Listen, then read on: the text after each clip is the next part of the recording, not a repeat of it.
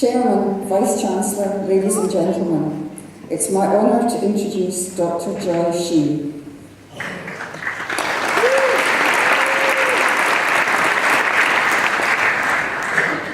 Dr. Joy Shi Mai Chun is the President of the Hong Kong Institute of Technology, a partner institution of our university. Dr. Shi established the Hong Kong Institute of Technology in 1997, and it became a non-profit-making educational institution in 2001. The Hong Kong Institute of Technology emphasises international perspectives and professionalism for all of its students, together with a focus on enabling students who may be socially and economically underprivileged to achieve highly in their areas of study, whether their studies are vocational or academic. It also creates opportunities for students who have not achieved highly in the school system, but who have academic potential and want to learn. We at Teesside are very proud indeed of our partnership with the Hong Kong Institute of Technology, or HKIT as we know it, and are absolutely delighted and very honoured to welcome Joy today as a member of our university.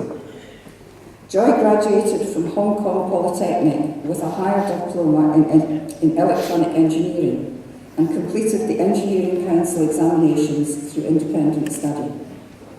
A few years later, after beginning her career as an electronics engineer in the United States and in Hong Kong, she studied for an MSc in Industrial Engineering at the University of Hong Kong and for a Master's degree in Education Technology at the University of Bath here in the UK. She's a Fellow of the Institution of Engineering and Technology and a Chartered Engineer. In 1976, not long after she graduated with her higher diploma, Joy began to broadcast on the Hong Kong commercial radio station, one of two commercial radio stations in Hong Kong. She gave advice live on air about careers and about further education, mainly for young people who were unsure about their prospects and about their next career steps.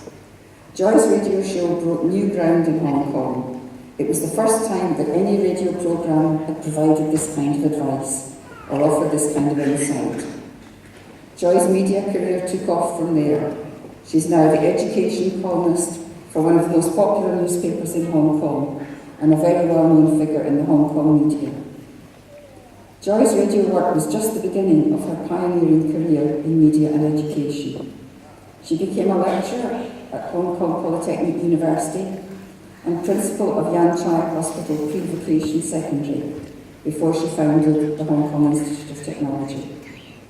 She's also the director of a media education company, Media Education Infotech Limited, and she was instrumental in bringing about the first major academic agreement between China and Australia in the early 1990s, when she led a group of 7 Australian vice-chancellors on a visit to a number of Chinese universities. With the support of her radio show and of the radio station, she also played a crucial role in launching the first Australian university provision in Hong Kong, a collaboration between Monash University in Australia and the Chinese University in Hong Kong.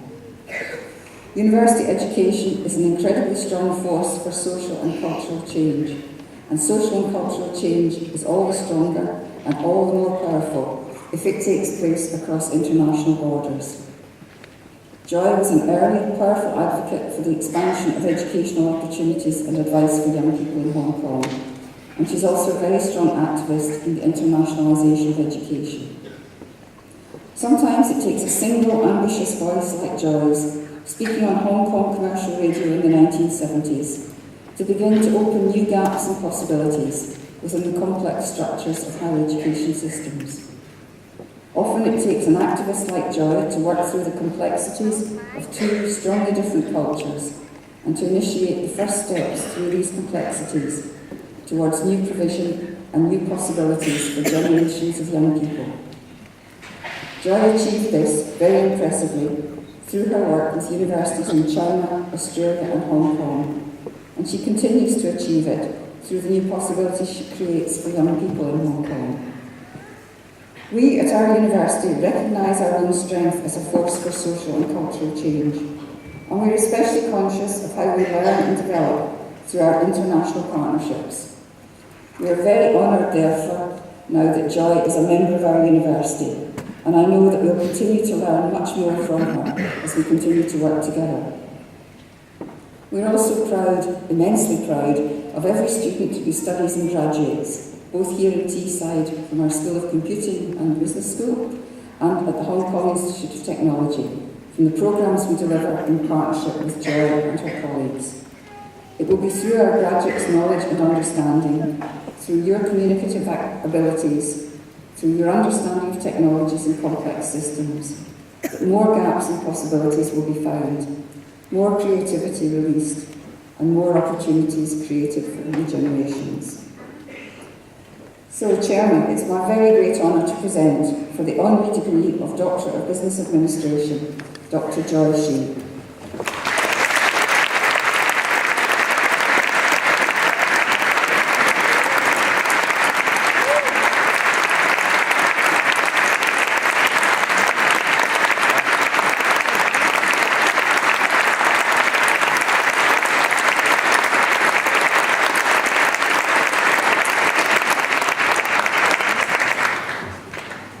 Chairman, Vice Chancellor, colleagues of Teesside University, graduates, families, HKIT students here, and also the HKIT students in Hong Kong. Thanks very much for the Honorary Doctorate degree from Teesside University. It's a great honor. Also congratulate to all the graduates today receiving the award. Well, the fairy tales usually start with 3 wishes, and Stephen Jobs, 3 stories for his famous speech. Now today I'd like to share with you the 3 stories about the 3 wishes of me. During my secondary school days, I liked music very much, and I was so determined to join the university and study music. Unfortunately, my A-level result turned out to be a disaster, so I couldn't get in. And my mother, a big supporter of me, and she decided to accompany me to meet the head of the department and try to beg him to give me a place at the university. And I couldn't forget how the experience I'm meeting with this head of the Department of Music. And he looked at all my record, and he said, "You are not musical talent." I was very shocked. I love music very much, and I enjoy the music very much. And years after, when I look back, and he's absolutely right. A lot of time we mix our interests with our talent, so my first wish did not come true. And later I ended up to be studying engineering in the mid-70s. You can imagine. It is quite unusual for girls to study engineering. I was the only female student among 1,000 male students. I'm quite an alien to them. Of course, in that situation, I don't think I would expect to find a job. So very difficultly, finally, I got a job. I was very happy. I was trained in the US. I'm doing quite well. And so I tried very hard to become an engineer. And the outcome is, I can't even keep my job. And the reason is because I'm working too hard. I'm taking care of the quality assurance, and I reject all the products.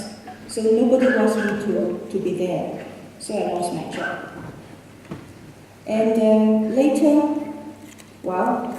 make a long story short, I started to become a teacher, teaching engineering. And this is the beginning of my lifelong experience in international education. And I started HKIT, and this is the first institution in Hong Kong offer a credit overseas program. It is more delighted today that this non-profit making organization we're able to send students over to study abroad, and without worrying about their financial concern because the institution sponsored their overseas trip. Of course, I think my engineering career wish did not come true, but God prepared another path for me, and knowing that I could perform better this way. And being the education columnist, for the most popular newspaper, Oriental Daily, I receive a lot of inquiries about how to plan for the future, how to have a good prospect. And the column is very popular. I receive tons of inquiries, and the parents and the students are so thankful for me giving them advice. And then it comes my son. He so wished to be a medical doctor.